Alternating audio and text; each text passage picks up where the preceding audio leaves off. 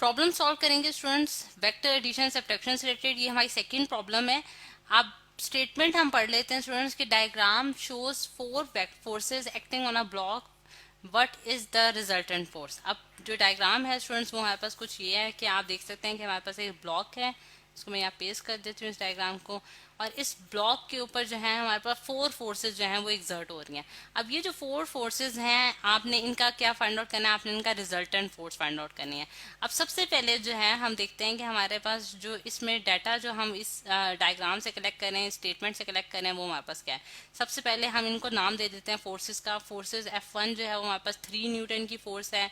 F2 जो है students हमारे पास 2 न्यूटन की फोर्स है। F3 जो है वो हमारे पास कितने न्यूटन की है, 4 न्यूटन की है। और F4 जो है वो हमारे पास स्टूडेंट्स 7 न्यूटन की फोर्स है।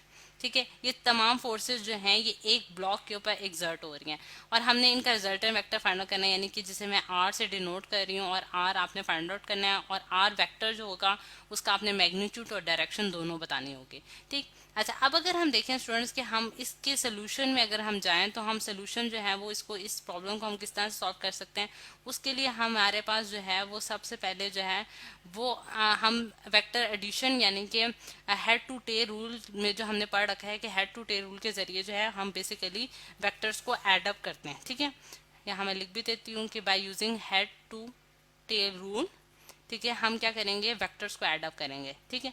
अच्छा, अब अगर हम देखें कि हम ऐसा इस प्रॉब्लम को सिंप्लीफाई करने के लिए हम सबसे पहले ये करते हैं कि जो लेफ्ट साइड पे जो हमारे पास वेक्टर्स हैं उनको हम पहले ऐड कर लेते हैं, और राइट साइड के वेक्टर्स को फिर ऐड करेंगे, और फिर उन दोनों का रिजल्टेंट जो है वो फाइंड आउट करेंगे।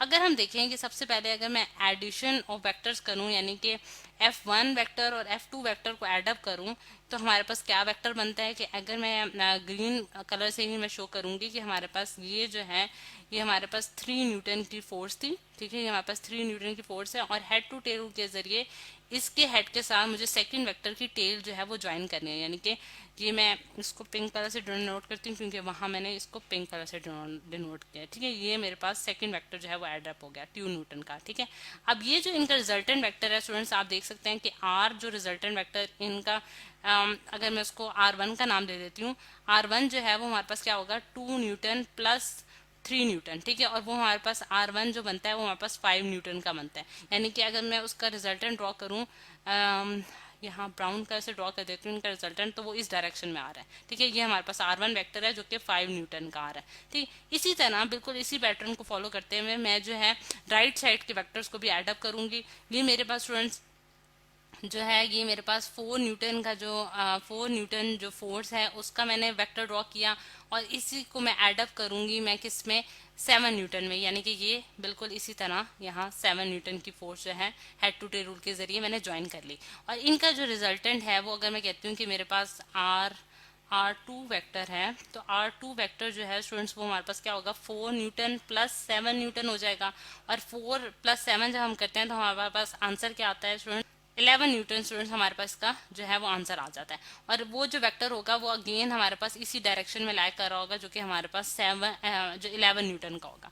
ठीक। अच्छा, अब ये मैंने R2 वेक्टर ज्वाइन कर लिया, और इसी तरह मैंने R1 वेक्टर भी ज्वाइन किया। जो R वेक्टर होगा स्टूडेंट्स, R वेक्टर जो होगा यहाँ मैं लिख देती हूँ कि जो हमारे पास R वेक्टर है वो बेसिकली क्या है, हमारे पास आर वेक्टर जो है वो हमारे पास रिजल्टेंट होगा R1 वेक्टर का और R2 वेक्टर का। ठीक है, जो कि हमने फाइंड आउट करना है। अगर हम देखें स्टूडेंट्स कि हमारे पास जो R1 वेक्टर है वो हमारे पास इस डायरेक्शन में बन रहा था, और वो हमारे पास 5 न्यूटन का था, और R2 वेक्टर जो है वो हमारे पास इस डायरेक्शन बन रहा है। By using head to tail rule हम इन दोनों को एडअप करेंगे, क्योंकि अब मुझे क्या करना है स्टूडेंट्स कि मेरे पास ये वेक्टर इस डायरेक्शन में है, और R2 वेक्टर जो है वो मेरे पास इस डायरेक्शन में बन रहा है। ये हमारे पास R2 वेक्टर है। ठीक है, जो कि मेरे पास कितना है, 11 न्यूटन का। ठीक है, अब मैं इसको हेड टू टेल रूल के जरिए जब ज्वाइन करूंगी तो अगर मैं देखूं कि मेरे पास अगर ये वेक्टर जो है ये मेरे पास R1 वेक्टर है जो कि मेरे पास 5 न्यूटन का है, और R2 वेक्टर जो है जो कि अगर मैं ग्रीन कलर से शो कर देती हूँ तो मेरे पास वो हेड टू टेल रूल के जरिए क्या होगा कि हेड के साथ आपने उसकी टेल मिलानी है। और इसको अगर हम स्टूडेंट्स ये इसके हेड के साथ सेकंड वेक्टर की टेल ज्वाइन करूं तो मेरे पास कुछ इस तरह से बनता है कि मेरे पास ये वेक्टर जो है वो इसके टेल के साथ यूं ज्वाइन कर दिया जाएगा, ठीक है। तो ये हमारे पास R2 है जो कि हमारे पास 11 न्यूटन का है, सही। अब अगर हम देखें स्टूडेंट्स कि हमारे पास जो वेक्टर्स हैं, अब यहाँ अगर हम देखें 11 न्यूटन का वेक्टर हमारे पास जो है वो बड़ा वेक्टर है एज कम्पेयर टू हमारे पास R1 वेक्टर। अब इसमें जब हम हेड टू टेल रूल के जरिए R फाइंड आउट करते हैं तो हम देखते हैं कि इसकी डायरेक्शन जो है वो ऑपोजिट है इससे। तो अगर 11 माइनस मैं करूंगी, मतलब कि चले मैं यूं लिख देती हूँ, प्लस और -5, ठीक है, -5 न्यूटन।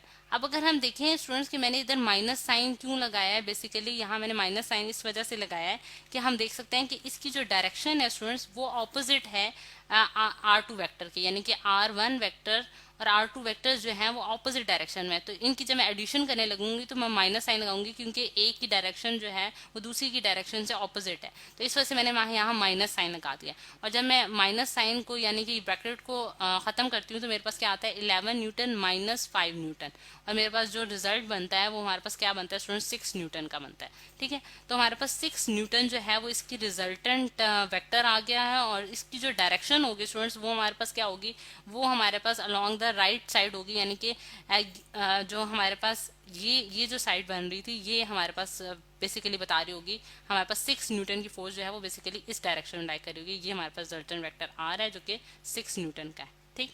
तो इस तरह से स्टूडेंट्स हमने सॉल्व कर लिया है अपनी प्रॉब्लम को, और इसमें हमने देखा है कि वेक्टर एडिशन और सब्ट्रैक्शन जो है वो दोनों इस प्रॉब्लम में जो है वो हाईलाइट की गई हैं।